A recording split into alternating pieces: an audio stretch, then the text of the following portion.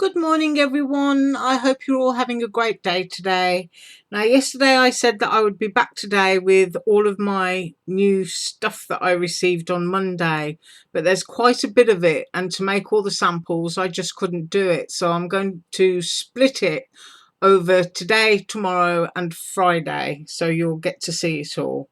So I'm going to start first with a set of stamps. These are lovely little stamps, stacked up little bears. They could be polar bears, little brown bears, whatever kind of bears you want. And there's a little speech bubble with a heart in the top.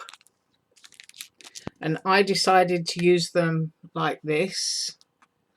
I cut them apart and layered them up so that the one at the front was higher than the one in the center, and the little one was popped up as well. And they're in a new frame here, which I'm going to show you in a second. And if I can get close, that embosses beautifully. Now I just coloured the background on this because I wanted my little bears to be white, and I cut the bow twice. I left the tails for the top and then trimmed it for a little dicky bow for the big bear below. And this card is 5 by 4 inches. So I'll show you the frame dies now that I used with this set of stamps, and it's this one. You get 2 ovals, different sizes, and you get a bow, and you get the outside frame. And as I said, you do need to use an embossing mat with this, and it is a lovely size for putting onto cards. And that is 4 and no, it's not actually. Let me get that right. That is almost 5 inches by 3.5 inches. So these were the first items that I got and decided to make a sample with. Sorry about any sunshine glare. Right, now the second one is a very simple one, and it's just a word. It's a Halloween word called boo, and I made this tag. I just used some purple foiled cardstock and put a little bit of black eyelash thread in there to make a fun little Halloween tag. And if I get in close, you can see all of the stitching on that die. It's really lovely, so I like Halloween. And I will measure this die for you, try and find its widest points, which I think is there, and it's just shy of 3 inches. So it's really nice for topping off a card or for putting onto a tag, little gift bag or something like that for Halloween. So that's that one.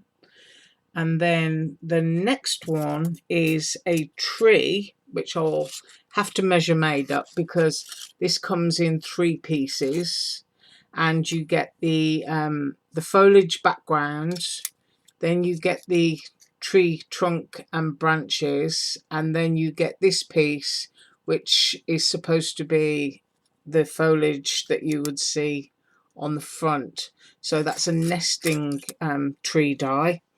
And as I said, I will have to show you the sample so that you get the correct size measurement of it. Now I did it in 2 ways so that you can see it traditional in its green here, and there it is glammed up a bit with some gold foil and white cardstock. Of course, you can do this as an autumn tree using your oranges and reds and yellows, and it would look very pretty. Or you can do it spring, put a few tiny little pink blossoms on there, or very classic for a birthday card, and frost it up a little bit more, and you could use it on a Christmas card.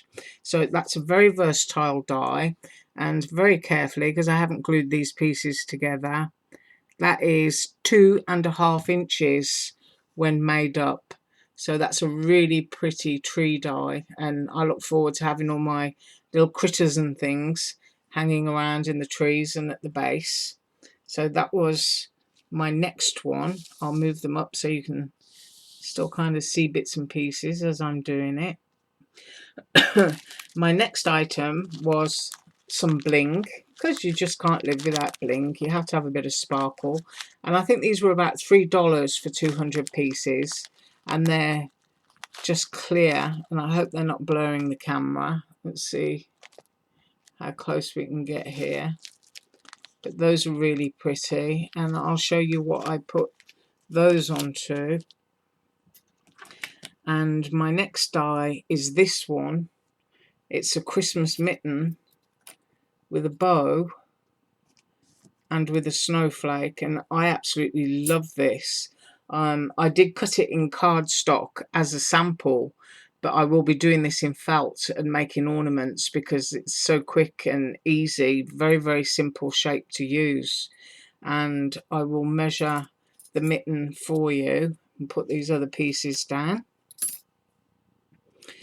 And that mitten is, let's get right in there, 3 3/4 inches. So as you can see in my hand there, it's a great size. Could almost make a pair of mittens for my own hands. And this is what I made. Use some of my new bling in the center there and in the center of the bow, and cut that out in silver. And it's just really lovely. You can put a little hangy tag there, make a great gift tag. Just really nice and super easy to cut the cuff with a pair of scissors, because this is the white section that I cut the cuff from. And you can just get your scissors and just go along the edge like this, because the whole edge of the die is deckled, so it doesn't matter how many wiggles or squiggles you do, as you can see there, and it will still look very nice when you put it back down against your cuff. So that is what I have today, and I will be back tomorrow with some more and some more samples. As usual, all links will be below, and you have a fantastic day. Bye.